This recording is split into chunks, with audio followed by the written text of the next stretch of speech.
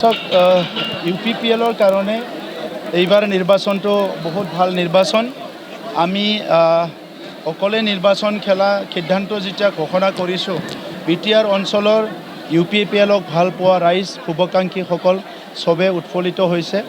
কাৰণ যোৱা নিৰ্বাচন আমাৰ যিটো বেয়া হ'ল, ইয়াৰ কাৰণে আমাৰ বড়োলেণ্ডবাসী ৰাইজে যিহেতু চবেই বিচাৰিছিলে যে শান্তি নিৰ্মাণ কৰিব পৰা, সমন্বয় আনিব পৰা, সবকে সুৰক্ষা দিব পৰা ইউপিডিপিএল দল আগৰ চৰকাৰত আহিব লাগে, এইটো চবে কামনা কৰিছিলে। কিন্তু ইলেকশ্যন ফল বেয়া হোৱাৰ পিছত চবে ভাবিলে যে ইয়াৰ বহুত ডাঙৰ এটা ষড়যন্ত্ৰ হৈছে আৰু ইয়াৰ কাৰণে আমাক সকলো ক'লে যে অকলে নিৰ্বাচন খেলিব লাগে। আমি অকলে নিৰ্বাচন খেলিলোঁ আৰু চবে এতিয়া উৎফুল্লিত হৈ আনন্দিত হৈ ইউপিপিএলৰ আমাৰ প্ৰাৰ্থীসকলক সহায় কৰিবলৈ ওলাই আহিছে। মাজবাট সমষ্টিত ৰবীন্দ্ৰ বসুমতাৰী ডাঙৰীয়া আমাৰ প্ৰাৰ্থী।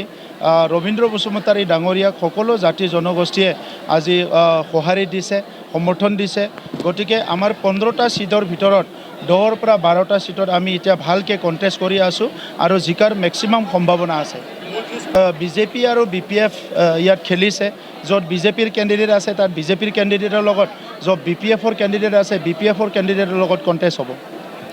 এইটোৱে বাস্তৱ কথা, ৰাইজেতো দেখিবলৈ পাইছে, পেপাৰত দেখা পাই কৈছোঁ মই, টিভিত দেখা পাই। তো গতিকে আজি ৰাইজক কি লাগে? ৰাইজক সেৱা কৰা নেতা লাগে, ৰাইজৰ লগত সদায় থাকিব পৰা সাধাৰণ মাটিৰ মানুহ লাগে। তো যদি সি বহুত পাৱাৰফুল হৈ যায়, ৰাইজৰ লগত নাথাকে, ৰাইজক সেৱা নকৰে, নিজৰ মতলবত কাম কৰি থাকে, তাকতো ভোট দি লাভ নাই। গতিকে ৰবীন্দ্ৰ বসুমতাৰী ডাঙৰীয়া ধুমুহা আহিলে প্ৰথম তেখেতকে পাব, বানপানী আহিলে তেখেতকে পাব, ক'ৰবাত কিবা সমস্যা হৈছে তেখেতকে পাব। চ' আমাক কি লাগে? প্ৰাৰ্থীটো তেনেকুৱাই লাগে। সেইকাৰণে ৰবীন্দ্ৰ বসুমতাৰী ডাঙৰীয়া বিপুল ভোটত জয় হ'ব।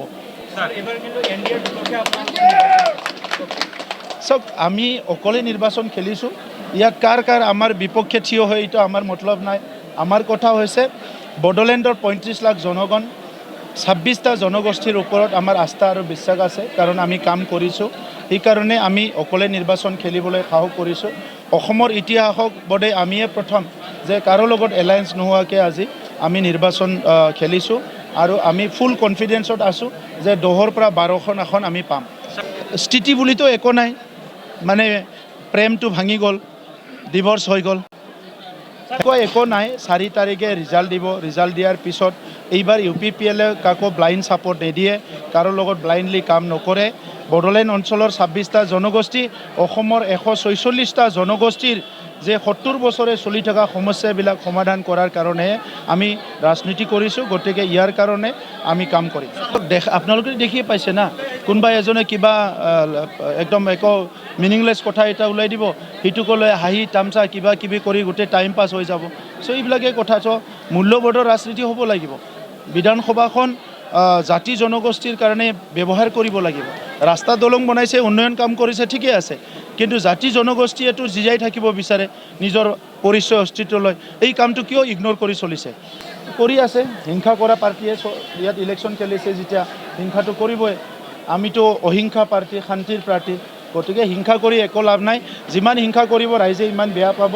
কোনো কাৰণত দীপেন বড়ো ডাঙৰীয়াক হাৰাব নোৱাৰে। যিমানে হিংসা কৰক, দীপেন বড়ো ডাঙৰীয়াক ওদালগুৰিবাসীয়ে বিচাৰিছে, আমি প্ৰাৰ্থিত্ব দিছোঁ। আৰু দীপেন বড়ো ডাঙৰীয়া অকল ওদালগুৰি নহয়, সমগ্ৰ বড়োলেণ্ড আৰু অসমক নেতৃত্ব দিব পৰা এজন নেতা। সেই হিচাপে চবে একচেপ্ট কৰিছে আৰু বিপুল ভোটত বিজয় হ'ব। তেখেতে চিনি নাপায় যদিতো নাজানে। মাজবাটবাসীক এনেকুৱা এজন মানুহৰ নাম কওক যাক ৰবীন্দ্ৰ বসুমতাৰী চিনি নাপায়। তেখেতে চিনি নাপায় যদি বেলেগ কথা, তেখেতে হয়তো ইয়াত নাথাকে, এইকাৰণে চিনি নাপায়। ৰবীন্দ্ৰ বসুমতাৰী ইয়াতে আছে। মই 20-30 বছৰ লগ পালোঁ ইয়াতে। বড়ো সংগ্ৰামত থাকিল, পাৰ্টি কৰিলে, সমাজৰ